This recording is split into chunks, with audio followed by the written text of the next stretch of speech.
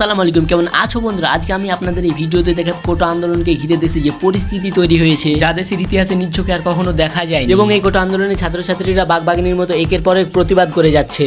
পুরাটা বিশ্বকে জানাই দেন এই যুদ্ধ চলবে চলবে চলবে যতদিন না আমরা জিততেছি। স্টুডেন্টের গায়ে হাত দেওয়া, 5-6 জন স্টুডেন্ট মারা, এসব মেয়েরা কি পাইছে? এবার তার থেকেও বেশি জিনিস আমি দেখাবো। আমার কিচ্ছু হবে না। তিনবার আমার চোখের নিচে দাগ দেখছেন, আমার চোখের নিচে লাল হয়ে আছে, আমার শরীর গা ঝলসায় আছে, সামনে ওই ব্লাস্ট করছে, ওগুলা ব্লাস্ট করার পর আমি তিনবার ভাইয়েরা সাক্ষী, তিনবার আমি সেন্সলেস হয়ে পড়ে গেছি, তারপর আবার উঠে আসি, আমাকে খাওয়ায় আবার উঠাইছে, কারণ আমি পাওয়ার আছে আমার।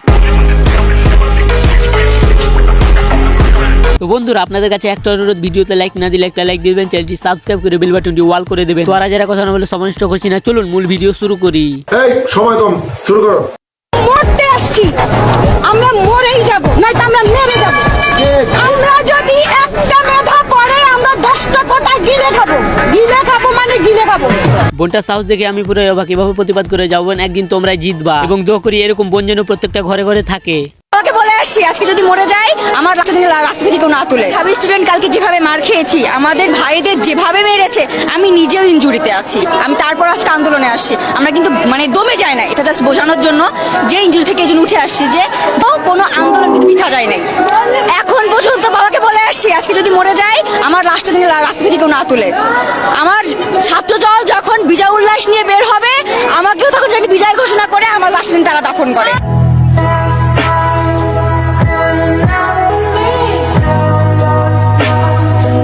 বন্ধুরা, বর্তমানে দেশের যে অবস্থা, তাই দেরি না করে মাঠে নেমে পড়ুন এবং শুরু করুন এই বোনটির মতো আন্দোলন।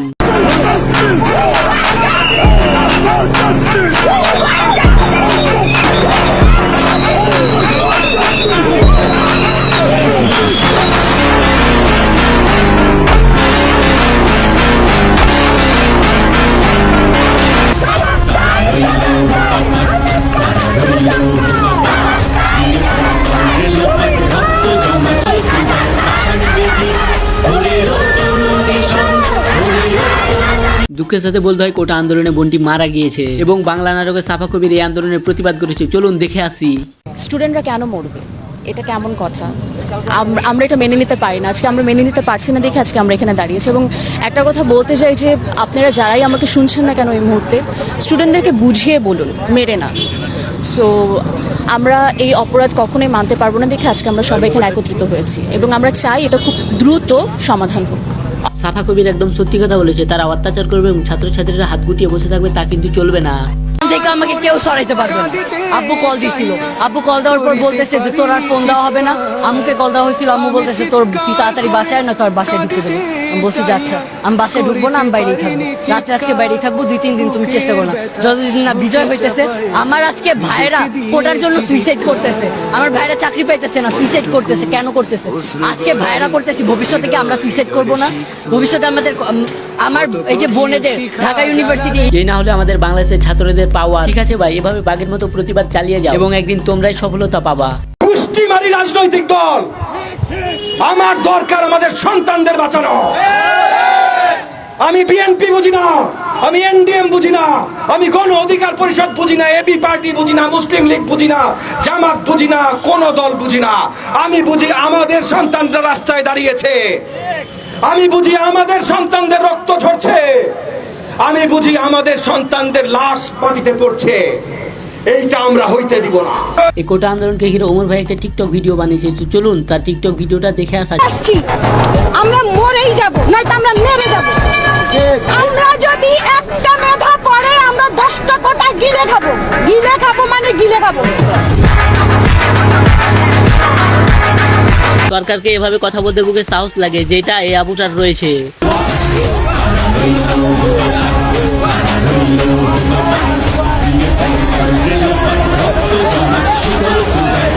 রিসেন্টলি এই ভিডিওটা টিকটক সহ অনেক শর্ট প্ল্যাটফর্মে ভাইরাল হয়েছে। হাসিনাকে বলতে চাই, নেমে যান। আপনাকে দেশের জনগণ চায় না, আপনাকে দেশের জনগণ মানে না, আপনাকে রাস্তাঘাটে সবাই গালিগালাজ করে, আপনাকে এই দেশের জনগণ চায় না, বিরক্ত দেশ। ভাই আমার বোন লতা পানি দেয়, এমনি দেখাইতেছে, কিন্তু বাড়িরা কিন্তু লাগছে, এটা কিন্তু বাড়িরা দেখাইতেছে।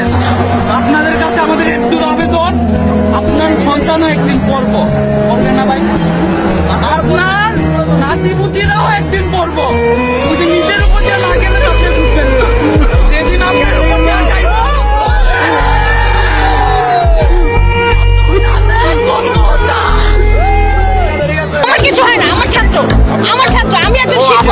আপনারা শিক্ষক না, আমরা বের হই নাই।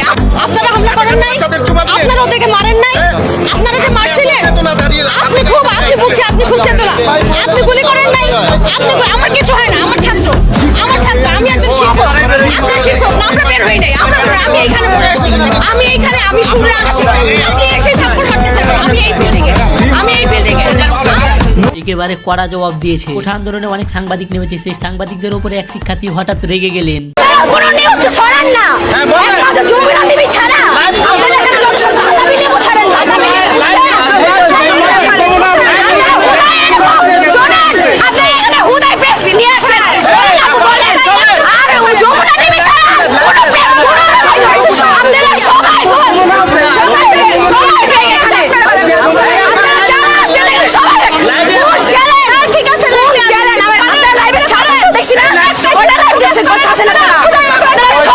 আপুটা একদম সত্যি কথা বলেছে, যমুনা টিভি ছাড়া সব বাতাবি লেবু ছড়ায় এবং মানতে হবে আপুটার মনে সাহস আছে। ঢাকা বিশ্ববিদ্যালয়ে পড়তেন আপনি?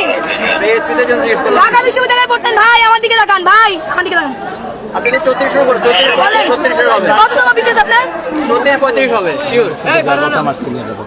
আরে আল্লাহ ভাই, আপনি সিনিয়র বাবা। আমাদের শরীরে হাত তুলবে, পরে আমরা হাত তুলবো।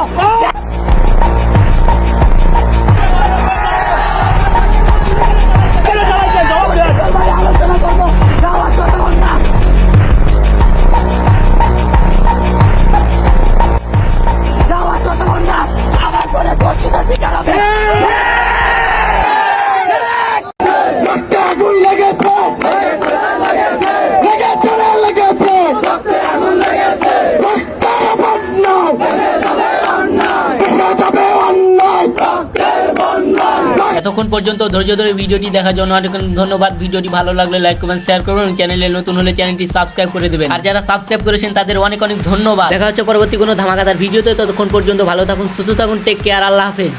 তুমি চলো ভাতারের খাও, নাঙ্গের গান গাও।